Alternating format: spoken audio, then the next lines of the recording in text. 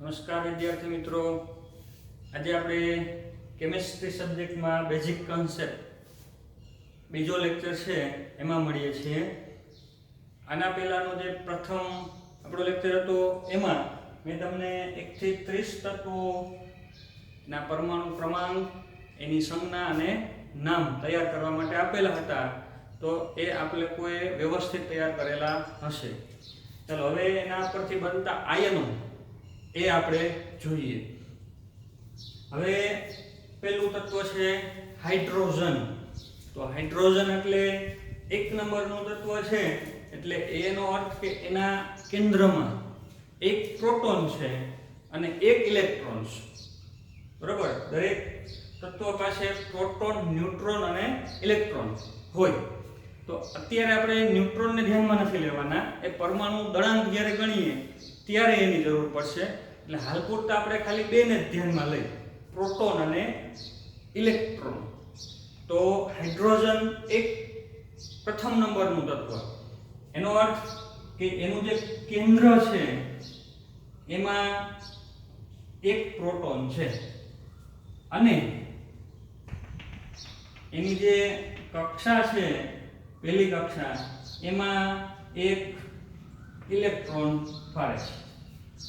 હવે આ હાઇડ્રોજનને હિલિયમ જેવી સ્થિરતા પ્રાપ્ત કરવી છે, એટલે હાઇડ્રોજન તટસ્થ પરમાણુ છે અત્યારે, પણ હિલિયમ જેવું થવા માટે એક ઇલેક્ટ્રોન મેળવશે. હવે એક ઇલેક્ટ્રોન મેળવશે એટલે ધારો કે એને કોઈ તત્વએ ઇલેક્ટ્રોન આપ્યો, એની પાસેથી એને ઇલેક્ટ્રોન મેળવી લીધો, તો હિલિયમ જેવી રચના થઈ ગઈ, સ્થાયીતા આવી ગઈ. પણ હવે હાઇડ્રોજન તટસ્થ નહીં રહે, કારણ કે એક પ્રોટોન છે, પ્લસ વીજભાર 1 છે અને -2 થઈ ગયા. તો નેટ એની ઉપર એક ઋણ વીજભાર છે એ બતાવવો પડશે. તો હાઇડ્રોજન પરમાણુ હતો તટસ્થ, હવે બની ગયો એનો આયન, ઋણ આયન બન્યો. નામ આનું હાઇડ્રાઇડ. નોંધ કરતા જઈએ, હાઇડ્રાઇડ આયન.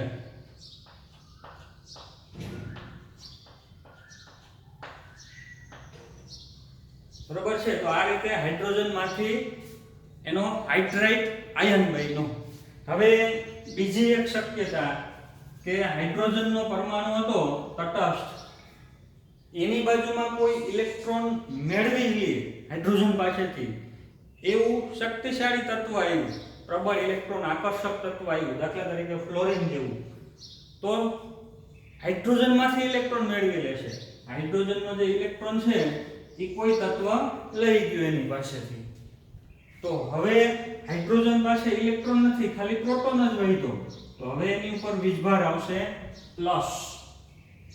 તો હાઇડ્રોજનનો ધન આયન બન્યો. હવે બરોબર છે, હાઇડ્રોજન ધન આયન બન્યો. યાદ રાખજો, ક્યારે ધન આયન બનશે? કે જ્યારે તત્વ ઇલેક્ટ્રોન ગુમાવશે, કોઈકને ઇલેક્ટ્રોન આપી દેશે, એટલે એનો ધન આયન બન્યો. તો હાઇડ્રોજનનો ધન આયન બન્યો H+. શું નામ કહેશું એને? એને હાઇડ્રોજન ધનાયન એમ જ કહેવાનું. હાઇડ્રોજન ધનાયન, ધન આયન, અથવા એને કેટાયન પણ કહેવાય. ધનાયન એટલે કેટાયન, હાઇડ્રોજન કેટાયન. અથવા બીજું એક નામ, હવે તો આ ખાલી પ્રોટોન જ વધ્યો છે, ઇલેક્ટ્રોન તો હતો નહીં, છે નહીં, તો ખાલી પ્રોટોન. તો આને હાઇડ્રોજન કેટાયન ન કહેવો હોય તો માત્ર ખાલી એને પ્રોટોન પણ કહી શકાય. H+ એટલે એને શું કહેવાનું? પ્રોટોન. બરોબર છે. હવે એક બીજી વાત કે હવે ભાઈ એકલો પ્રોટોન છે એ પાછો અસ્તિત્વ ધરાવે નહીં. એકલો પ્રોટોનનું અસ્તિત્વ નથી, તો આ H+ છે એ તરત જ એક પાણીના અણુ સાથે જોડાઈ જશે. પાણીનો અણુ હોય એની હારે જોડાઈ જશે. તો શું થશે? 2 H પાણીના અને 1 આ, એટલે ટોટલ H થયા 3 અને 1 ઓક્સિજન અને 1 વીજભાર ઉપરથી આવ્યો. તો બેયનો સરવાળો કરી દઈ, જોડી દઈ બેયને, H+ અને H2O, H3O+. એનું નામ H3O+. ઘણી વખત અત્યાર સુધીમાં તમે ભણી ચૂક્યા હોય H3O+ આયન. નામ એને શું કહેશું? હાઇડ્રોનિયમ આયન લખો, હાઇડ્રોનિયમ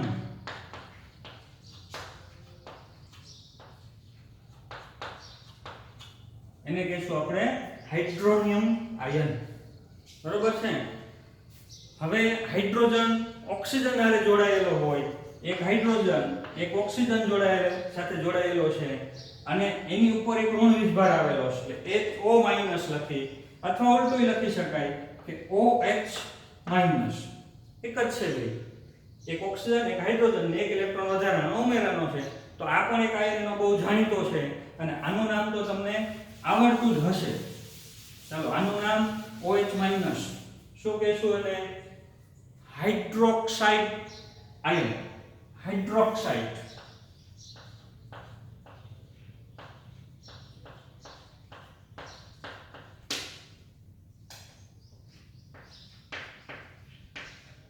હાઇડ્રોક્સાઇડ આયન બનશે. હવે આપણે બીજું તત્વ લે હિલિયમ. તો હિલિયમ પાસે પૂરતા ઇલેક્ટ્રોન છે એટલે હિલિયમ ઇલેક્ટ્રોન આપશે નહીં અને મેળવશે નહીં, એ કોઈની સાથે પ્રક્રિયા કરતો નથી એટલે તો નિષ્ક્રિય વાયુ કહીએ.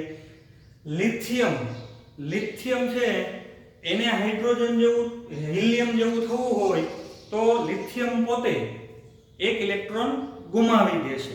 હવે એક ઇલેક્ટ્રોન ગુમાવશે, 3 ઇલેક્ટ્રોન છે અને 3 પ્રોટોન છે, એક ઇલેક્ટ્રોન ગુમાવશે તો એની ઉપર એક પ્લસ વીજભાર આવશે એટલે આપણે એનું નામ કહીશું, જો ધન આયનના છે ને એના જે મૂળ પરમાણુના નામ છે એની પાછળ જ ખાલી કેટાયન લગાડી દેવાનું અથવા તો ધન આયન લગાડી દેવાનું. તો આ છે લિથિયમ ધન આયન, લિથિયમ ધન આયન. એવી જ રીતે બેરિલિયમ ને હિલિયમ જેવું થવું હોય તો 2 ઇલેક્ટ્રોન ગુમાવશે એટલે બેરિલિયમ 2+ થશે. જોજો બેરિલિયમ પ્લસ નહીં મળે ક્યારેય તમને જોવા, બેરિલિયમ હંમેશા 2+ સ્વરૂપે જ હશે કારણ કે 2 ઇલેક્ટ્રોન ગુમાવે તો જ સ્થાયીતા આવે, એક ઇલેક્ટ્રોન ગુમાવવાથી કઈ સ્થાયીતા પ્રાપ્ત થશે નહીં એટલે બેરિલિયમ 2+ જ હશે. એનું નામ બેરિલિયમ ધન આયન. ચાલો હવે બેરિલિયમ પછી બોરોન. તો મેં તમને આના પહેલા લેક્ચરમાં સમજાવ્યું હતું કે બોરોન છે એને 3 ઇલેક્ટ્રોન ગુમાવવા પડે પણ એના માટેની પછી ઊર્જા વધતી જતી હોય એટલે સામાન્ય રીતે એ શું કરશે તો ઓક્સિજન જેવા કે બીજા એવા કોઈ બીજા તત્વો સાથે ભાગીદારી કરી અને એના આયન બનાવશે. તો બોરોનનો એક આયન BO3 3-, BO3 3-, નામ લખો એનું બોરેટ. બોરોનનો જે આયન છે BO3 3-, બોરેટ. કાર્બન, કાર્બનનો 4 ઇલેક્ટ્રોન ગુમાવે કે 4 ઇલેક્ટ્રોન મેળવે તો C4+ કે C4- વિચારી શકાય પણ અસ્તિત્વ એનું હોતું નથી કારણ કે 4 ઇલેક્ટ્રોન ગુમાવવા સરળ નથી અને 4 ઇલેક્ટ્રોન મેળવવા પણ એટલા સરળ નથી. એટલે કાર્બન છે એ પણ ઓક્સિજન કે નાઇટ્રોજન જેવા તત્વો સાથે જોડાય અને વિવિધ આયનો છે બનાવશે. તો એનો એક અગત્યનો આયન છે CO3 2-. એકદમ સરળ આયન છે, તમને આનું નામ આવડી ગયું હશે કદાચ, CO3 2-. શું નામ થશે એનું? Carbonate ion.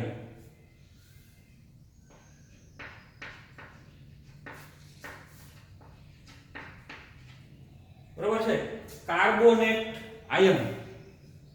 હવે આ કાર્બોનેટ છે આ CO3 2-, એને એક H+ લગાડી દઈ, એક ધન આયન, તો વીજભાર હવે એક પ્લસ આવ્યો ને 2- હતા તો હવે વીજભાર શું છે તો CO3- ખાલી આવશે. બરાબર છે, નેટ કરી આપણે તો કાર્બોને આગળ એક લગાડી દો તો નામ શું થશે? Hydrogen carbonate. Hydrogen carbonate.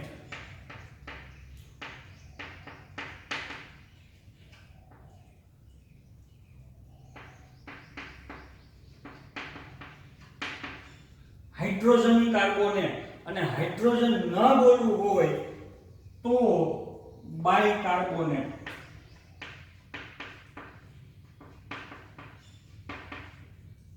એને બાયકાર્બોનેટ એમ પણ કહેવામાં આવે છે. એવી જ રીતે કાર્બન અને નાઇટ્રોજન જોડાઈને એક અગત્યનો આયન બનાવે છે Cn- સાયનાઇડ. સાયનાઇડ આયન, બરોબર છે, સાયનો આયન વા સાયનાઇડ આયન. ચાલો હવે એના પછી આપણે નાઇટ્રોજન. તો હવે જેમ નીચે જતા જાય એમ કેન્દ્રનો જે વીજભાર છે એ વધતો જાય છે. નાઇટ્રોજન છે 7 નંબરનું, તો એના કેન્દ્રમાં 7 પ્રોટોન છે, એટલે ઇલેક્ટ્રોનને આકર્ષવાની એની શક્તિ વધતી જાય. તો હવે નાઇટ્રોજન છે એ નિયોન જેવું થવા માટે 3 ઇલેક્ટ્રોન બીજા તત્વો પાસેથી મેળવી લેવા માટે શક્તિમાન છે. તો નાઇટ્રોજન 3 ઇલેક્ટ્રોન મેળવી લેશે એટલે નાઇટ્રોજનનો આયન થશે N3-. N3-. નામ એનું નાઇટ્રાઇડ. નાઇટ્રાઇડ આયન, બરોબર છે, નામ થશે એનું નાઇટ્રાઇડ આયન. હવે બીજો એક એવો આયન છે, મેં તમને ગઈકાલે સમજાવ્યું હતું, N3-, એટલે 3 નાઇટ્રોજન અને 1 ઋણ વીજભાર. તો એનું નામ છે એઝાઇડ આયન. આ N વીજભાર 3- નાઇટ્રાઇડ અને N3 એટલે 3 નાઇટ્રોજન ભેગા થયા, બરોબર, 3 નાઇટ્રોજન ભેગા થયા અને 1 વીજભાર ઉપર છે, માઈનસ વીજભાર, તો એઝાઇડ આયન. નાઇટ્રોજન અને ઓક્સિજન સાથે જોડાય અને પણ બે આવા આયન બનાવે છે, NO3- અને NO2-. NO3- nitrate ion. Nitrate ion. NO2- શું નામ થશે એનું? થોડો પદ ફેર છે, નાઇટ્રાઇટ આયન. Nitrite ion. તો આવા નાઇટ્રોજનને આપણે 3-4 આયનો લખેલા છે. એના બંધારણ કઈ રીતના હોય, કેવી રીતે એને ઇલેક્ટ્રોનની ભાગીદારી થતી હોય, એ બધુંય આપણે આના પછીના જે પાઠ આવશે એમાં સમજશું. હાલ પૂરતા તમારે માત્ર એના નામ યાદ રાખવાના છે. ચાલો હવે એના પછી 8 નંબરનું ઓક્સિજન, એને 10 નંબરનું નિયોન જેવું થવું છે. તો કેટલા ઇલેક્ટ્રોન ઘટે છે? 2. તો ઓક્સિજન 2 ઇલેક્ટ્રોન મેળવી લે, બરોબર છે. ઓક્સિજન છે 1 ઇલેક્ટ્રોન મેળવશે, 1 ઋણ વીજભાર આવશે, બીજો ઇલેક્ટ્રોન મેળવો, 2 ઋણ વીજભાર આવ્યા, તો નિયોન જેવી રચના થઈ ગઈ. 10 નંબરના નિયોન જેવી સ્થાયીતા આવી ગઈ. તો ઓક્સિજનનો આ આયન બનશે O2-. Oxide ion.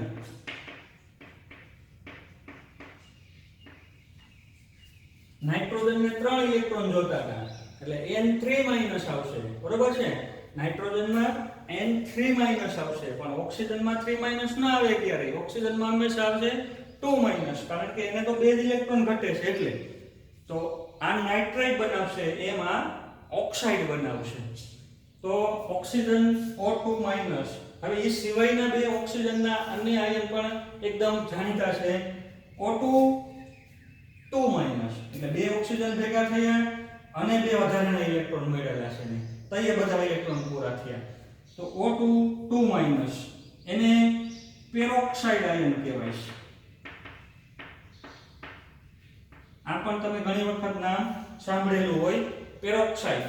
તો પેરોક્સાઇડ આયન છે એ બનશે. એવી રીતે O2-, superoxide ion. Superoxide. તો ઓક્સિજનના 3 આયન છે એ આપણે અત્યારે અહીં નોંધ કરીએ, ઓક્સાઇડ, પેરોક્સાઇડ, સુપર ઓક્સાઇડ. ચાલો એના પછી હવે ફ્લોરિન.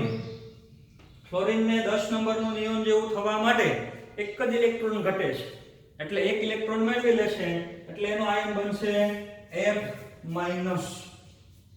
F-. શું નામ થશે એનું?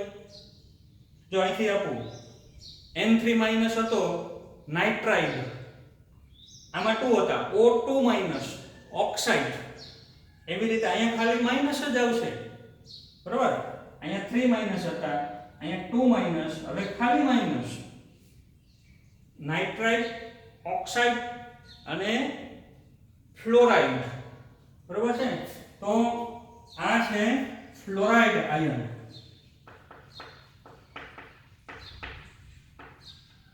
Fluoride ion. ચલો એના પછી 10 નંબર નિયોન.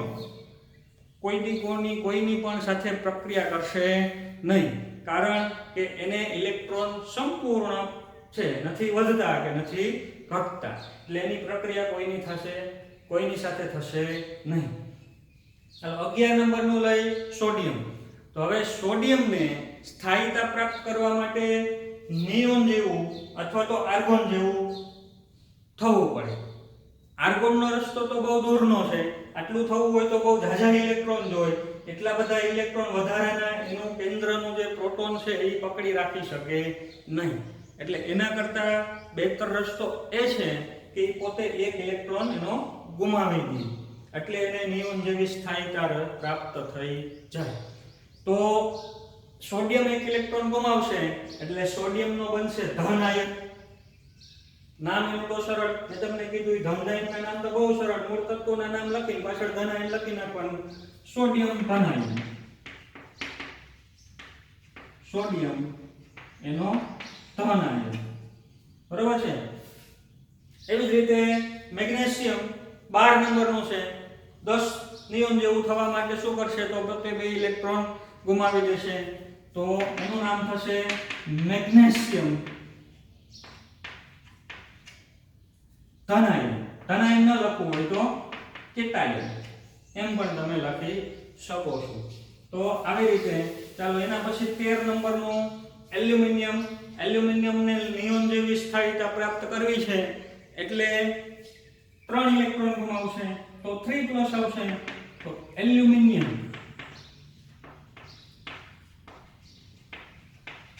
કેટાયન, એલ્યુમિનિયમનો ધન આયન બન્યું. તો આવી રીતે સોડિયમ ક્યારેય તમને 2+ કે 3+ નહીં મળે, એને 3+ ક્યારેય જોવા નહીં મળે. એવી જ રીતે એલ્યુમિનિયમ પ્લસ કે 2+ ક્યારેય નહીં હોય, હંમેશા એલ્યુમિનિયમ 3+ અવસ્થામાં જોવા મળશે. ચાલો એના પછી હવે આપણે પહોંચ્યા 14 નંબરનું સિલિકોન. તો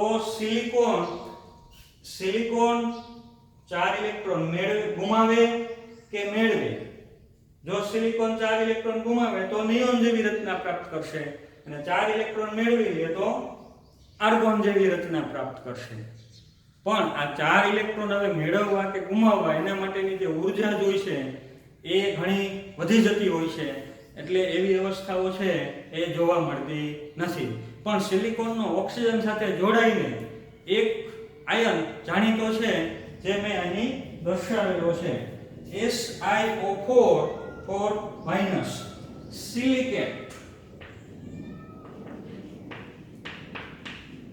સિલિકેટ આયન. એ સિવાયના સિલિકોનના ઘણા બધા બીજા જોવા મળે છે, પણ એનો અભ્યાસ આપણે પછીના પાઠ જ્યારે આવશે ત્યારે કરશું. ચાલો એના પછી હવે 15. હવે એવું થશે કે જેમ તત્વ આર્ગોન તરફ આવતું જશે એમ એને ઇલેક્ટ્રોન ગુમાવવાની વૃત્તિ ઘટતી જશે, ઇલેક્ટ્રોન મેળવવાની વૃત્તિ વધતી જશે. કારણ એનું કે એના કેન્દ્રમાં પ્રોટોન છે એ વધતા જાય છે, એટલે એ ઇલેક્ટ્રોન છે એ હવે આકર્ષી શકશે. તો ફોસ્ફરસને 3 ઇલેક્ટ્રોન જ જોઈશે આર્ગોન જેવું થવા માટે. તો ફોસ્ફરસ 3 ઇલેક્ટ્રોન મેળવી લે એટલે એનો આયન બનશે P3-, કે જે અહીં દર્શાવેલો છે P3-. એટલે ફોસ્ફરસનો તટસ્થ પરમાણુ હતો એને 3 ઇલેક્ટ્રોન છે એ મેળવી લીધેલા છે.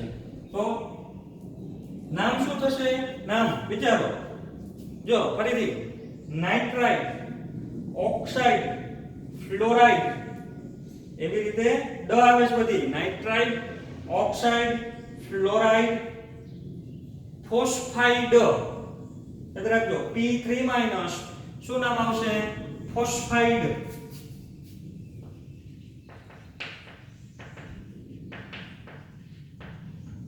તો આવી રીતે આ ફોસ્ફરસનો આયન બન્યો P3- ફોસ્ફાઇડ આયન.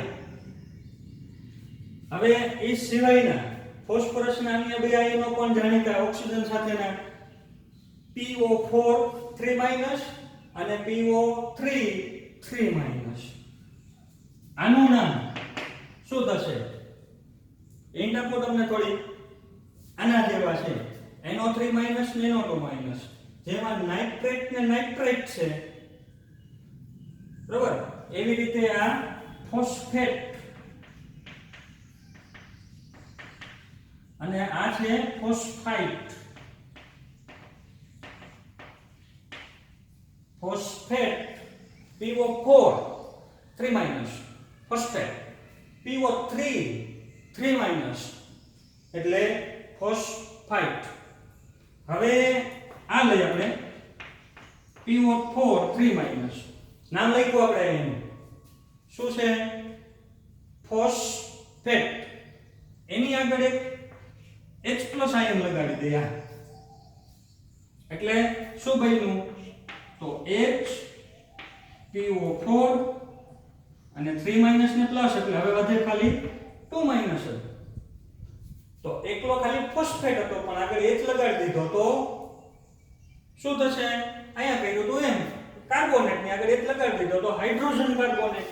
એવી જ રીતે ફોસ્ફેટ ની આગળ H લગાડી દીધો, નામ થશે એનું હાઇડ્રોજન ફોસ્ફેટ. બરોબર, હાઇડ્રોજન ફોસ્ફેટ. અથવા એક હાઇડ્રોજન લગાડેલો હોય, હાઇડ્રોજન ન બોલવું હોય તો એની જગ્યાએ બાય ફોસ્ફેટ, બાયફોસ્ફેટ એમ પણ તમે એને કહી શકો. તો હાઇડ્રોજન ફોસ્ફેટ અથવા તો બાયફોસ્ફેટ. ચાલો, તો આવી રીતે આ થયું HPO4 2- હાઇડ્રોજન ફોસ્ફેટ. હજી આમાં હજી એક H ઉમેરી દો, બરોબર છે? આની સાથે એક H+ હજી જોડી દો તો શું થશે? H એક હતો ને એક પાછો એક H+ જોડી દીધો તો H2PO4 અને વીજભાર હવે 2- નહીં વધે, ખાલી માઇનસ જ આવશે. નામ શું થશે? એક જ હાઇડ્રોજન હતો, હવે બે હાઇડ્રોજન જોડી દીધા છે તો ડાયહાઇડ્રોજન ફોસ્ફેટ.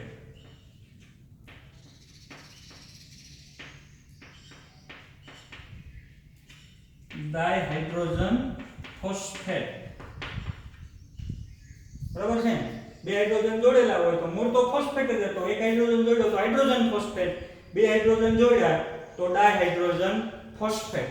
એવો આયન છે એનો બન્યો.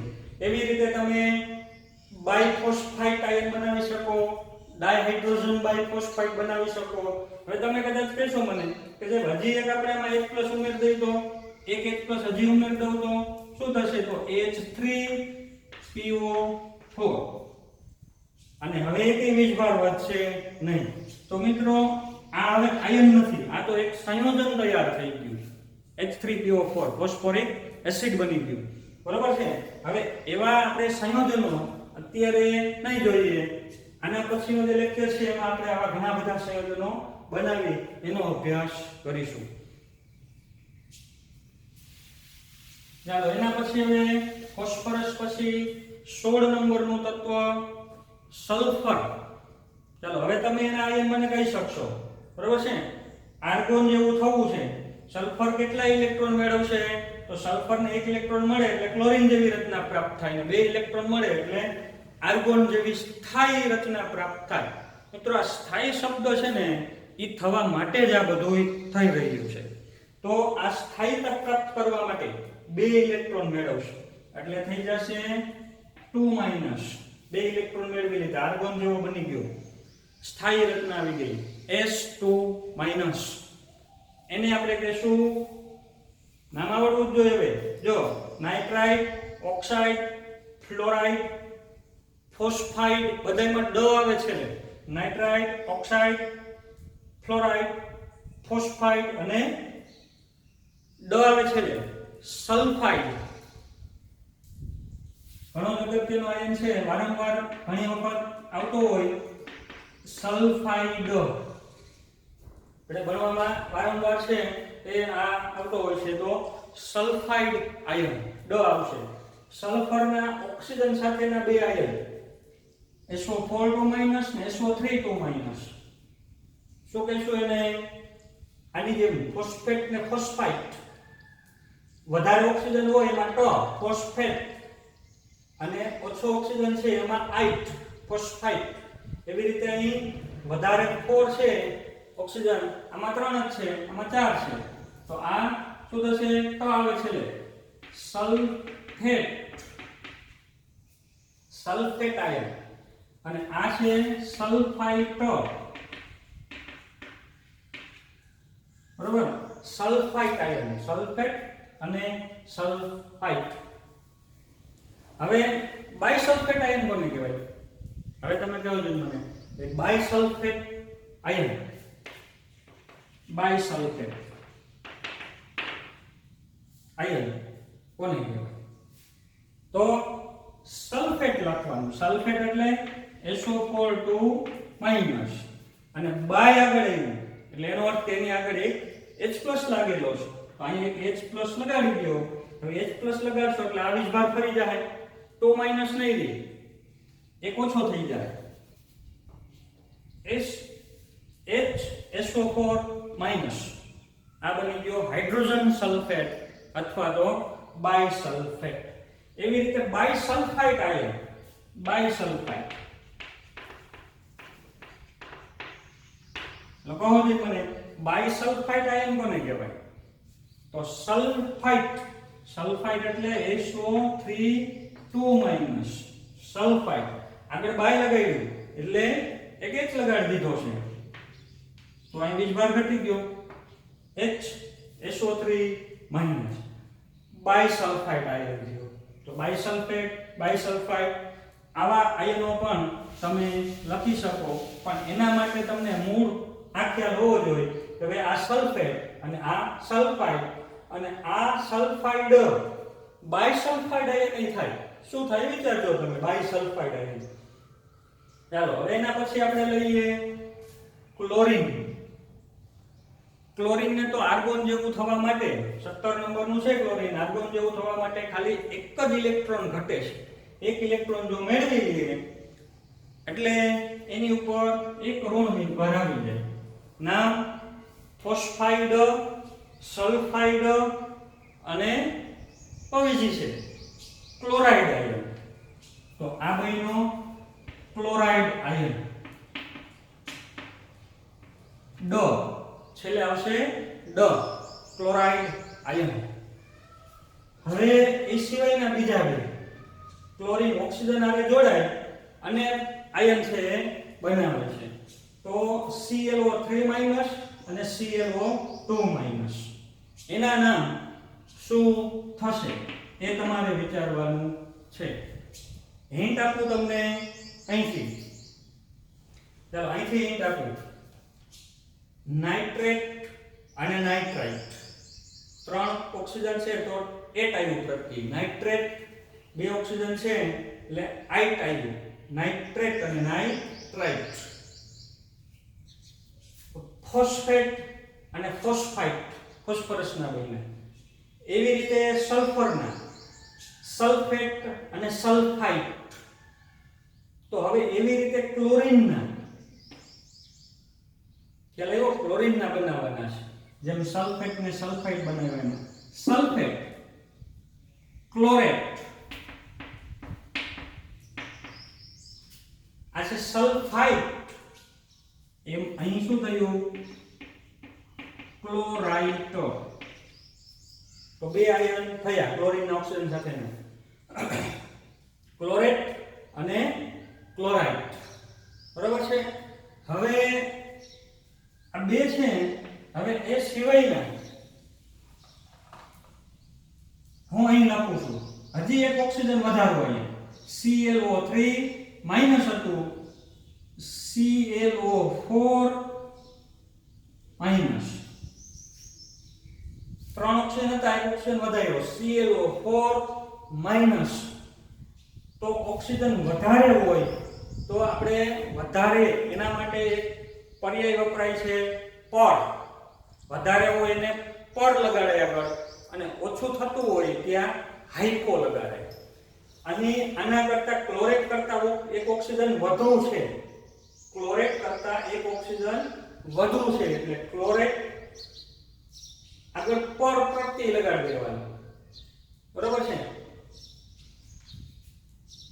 સોરી, પ્રત્યય નહીં, પણ એને આપણે કહીશું આગળ પૂર્વક.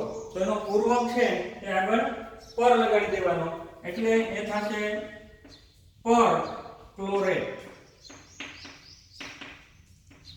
આગળ લગાડીએ એટલે આપણે એને પૂર્વક કહીએ, તો ક્લોરેટ ને આગળ પૂર્વક લગાડી દેવાનો પર, તો થઈ ગયું નામ એનું પર ક્લોરેટ.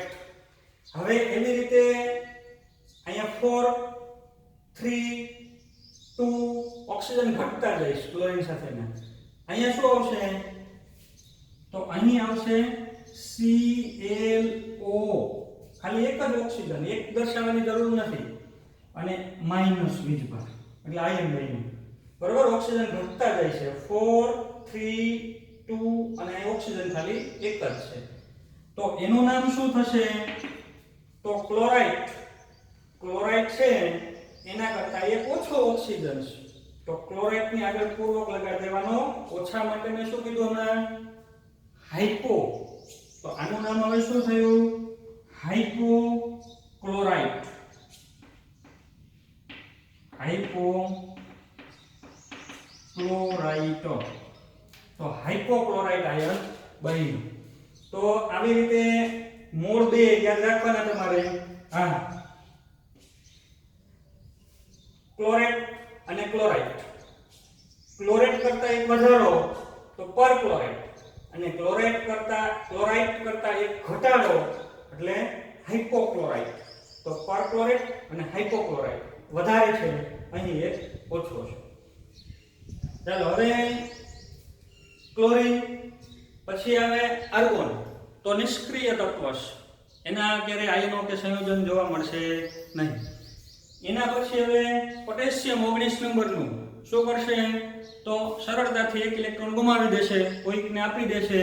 દાખલા તરીકે ફ્લોરિન આવ્યો બાજુમાં તો એને એક ઇલેક્ટ્રોન આપી દેશે, ક્લોરીન એની બાજુમાં આવ્યો તો એને એક ઇલેક્ટ્રોન આપી દેશે, કારણ કે આ બધાને જોઈ છે એક.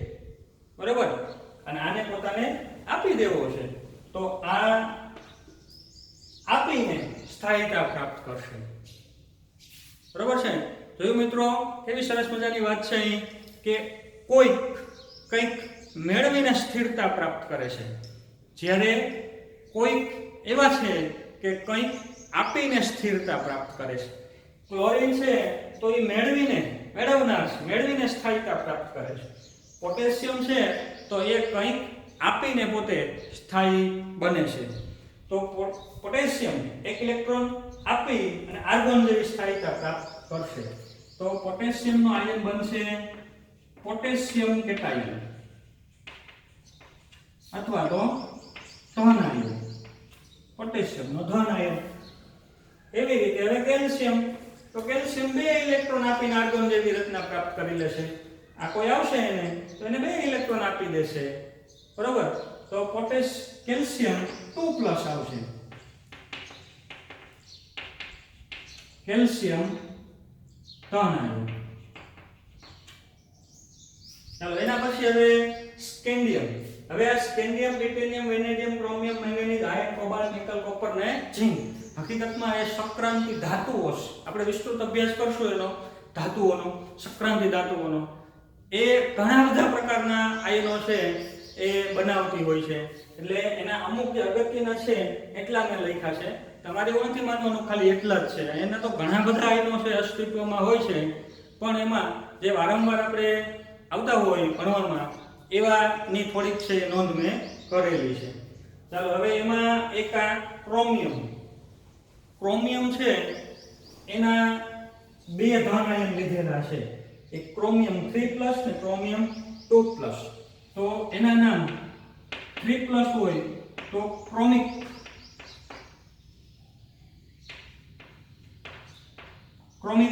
આયન, અને 2+ હોય તો ક્રોમસ આયન કહેવામાં આવે છે. ક્રોમસ આયન, ક્રોમિક આયન અને ક્રોમસ આયન. ક્રોમિયમના 2 ઋણ આયન પણ અહીં દર્શાવેલા છે, CrO4 2-.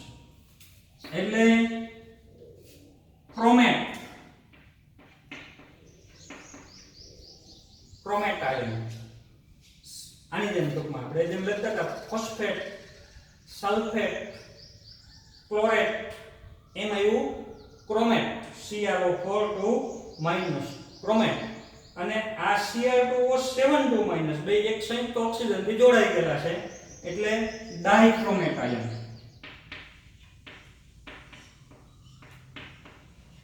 તમે જ્યારે ધોરણ 12 માં આવશો ત્યારે આની વ્યવસ્થિત સમજૂતી છે એના બંધારણ ને બધું સમજશો. અત્યારે નામ યાદ રાખો CrO4 ક્રોમેટ, Cr2O72 ડાઇક્રોમેટ આયન. ચાલો એના પછી હવે મેંગનીઝ 25 નંબરનું, એના બે આયન Mn3+ ને Mn2+.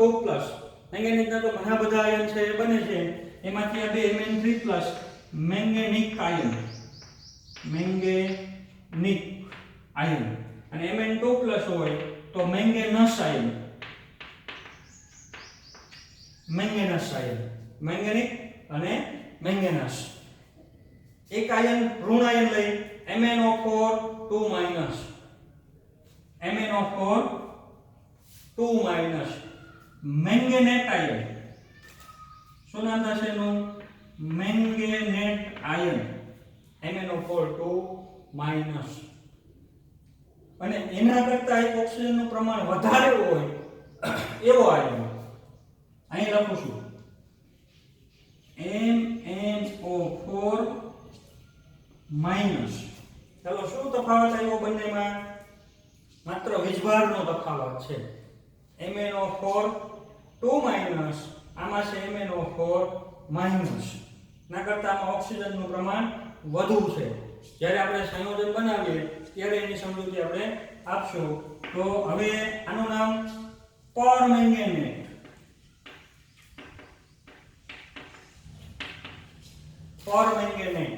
તો આ મેંગેનેટ છે ને આ છે પરમેંગેનેટ આયન.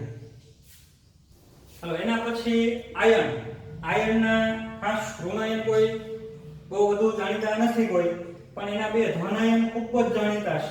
આની જેમ ક્રોમિક ક્રોમસ, મેંગેનિક મેંગેનસ. એવી રીતે આયન છે ફેરિક Fe3+, ફેરિક અને ફેરસ આયન, ફેરિક અને ફેરસ આયન. Cu2+ અને Cu+ આ બે આયન તો એના નામ થશે ક્યુપ્રિક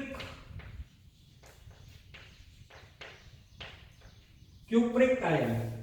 અને Cu+ હોય તો નામ આવડવું જોઈએ તમને. હવે ક્રોમિક ક આવ્યો, ક્રોમસ સ આવશે છેલ્લે, મેંગેનિક મેંગેનસ. એવી રીતે ફેરિક ફેરસ, Cu2+ તો ક્યુપ્રિક અને આ થશે ક્યુપ્રસ આયન. તો આ રીતે જે અગત્યના હતા એ લખ્યા. છેલ્લે ઝીંક તો એ તો એક જ આયન હોય છે, ખાલી Zn2+ ઝીંક આયન. અગત્યના જે હતા એટલા મેં તમને અહીં રજૂ કરેલા છે. તો વિદ્યાર્થી મિત્રો આપ પણ આપણી તમારી જે નોટબુક છે એમાં વ્યવસ્થિત આ ઉતારી લેશો અને આના પછીનો જે આપણો ત્રીજો લેક્ચર આવશે એમાં આપણે આયનોને જોડાવાથી સંયોજનો કઈ રીતે બને, એનું નામ કઈ રીતે અપાય એના વિશે સમજશું. તો એકદમ અગત્યનું કહી શકાય એવું જે ખાસ આ તમને આજે મેં આપેલું છે, આપ અચૂકપણે એને વ્યવસ્થિત તૈયાર કરશો. ધન્યવાદ.